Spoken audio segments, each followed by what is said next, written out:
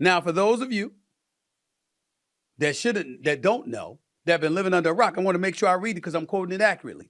Project 2025, also known as the Presidential Transition Project, is a text produced by right-wing think tank and lobby group, the Heritage Foundation, which is intended to serve as a guidebook for a future conservative administration.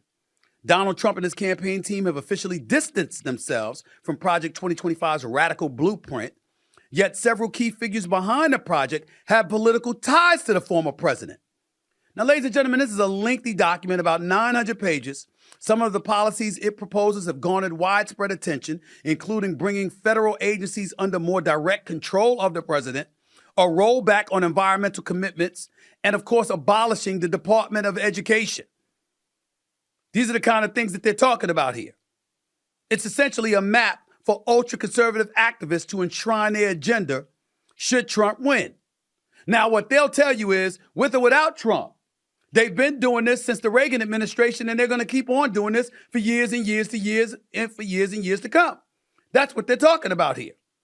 When you talk about federal agencies, it proposes a scaled down, I'm reading here, proposes a scaled down federal government, including the abolishment of multiple agencies, including the Department of Education, Department of Homeland Security, National Oceanographic and Atmospheric Administration, and Consumer Financial Protection Bureau, whose remaining departments would be folded into other agencies or privatized, including the Transportation Security Administration.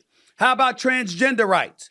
Transgender rights and gender identity beyond biological sex are roundly rejected, with such steps as reinstating the ban on transgender Americans serving in the military, prohibiting public school educators from referring to students by anything other than their birth name and pronouns without parental permission, and ensuring no federal funds are used to provide gender-affirming care. DEI and LGBTQ rights.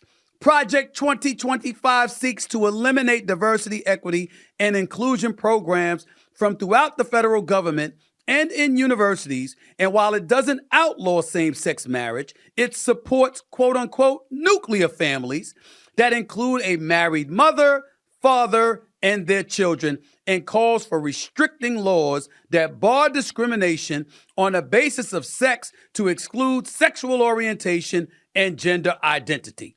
Last but not least, it's a lot more, but I'm going to read one last one. This is about abortion.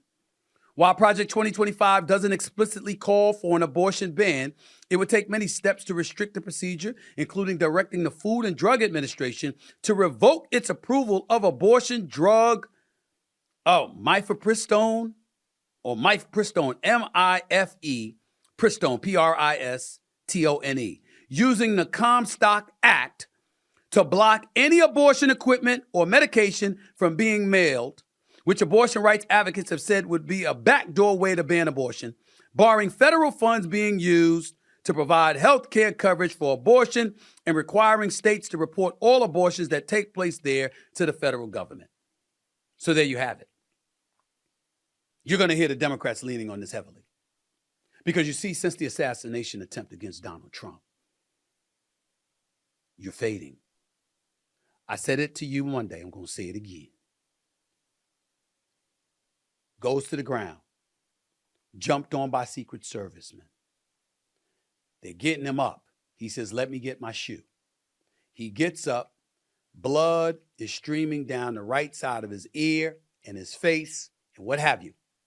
And in the midst of all of that, while surrounded by Secret Service agents, he raises his fist and screams, fight, fight, fight, 3 times.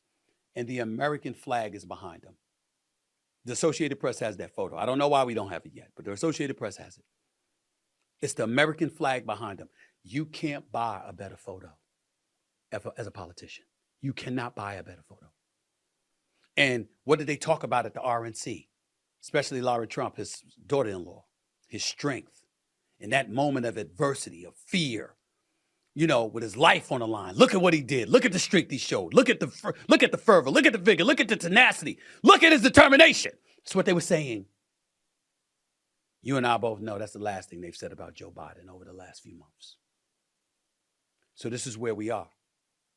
Project 2025 was relevant to bring up because it highlights what the Democrats will likely address and attack.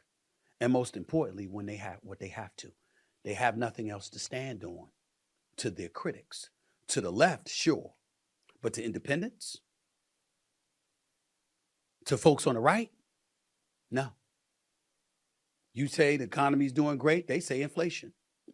You say we're safe, they're looking at folks, assaulting folks and getting arrested and getting let out of jail the same day. You say our borders are it's a crisis that's existed through various administrations. They're like, no. We ain't seen it when 10.5 million immigrants have crossed our borders illegally. That's how they're looking at it. No, they ain't trying to hear that. So if you're the Democrats, here's what you got to do. Project 2025. Abortion. I done read everything to you. Federal government overseeing certain programs. Abortion, DEI, LGBTQ community. So you've got gays, you've got transgender folks, you've got women overall, you've got education, because they're talking about educators and essentially accusing educators of indoctrinating young children, and they're going to put a stop to it. They're talking about a level of institutional and government control that Democrats will argue will take us back to the 60s. They're going to say that it is jeopardizing, if not flat out going after, in an effort to confiscate the rights we've worked decades to capture, if not longer. Which ultimately means it's going to come down to race and gender. That's what it's going to do, which essentially is going to throw out everything I said about the need to have decorum and to make sure that we're not doing the kind of things that incite anybody. Let's tone down that rhetoric.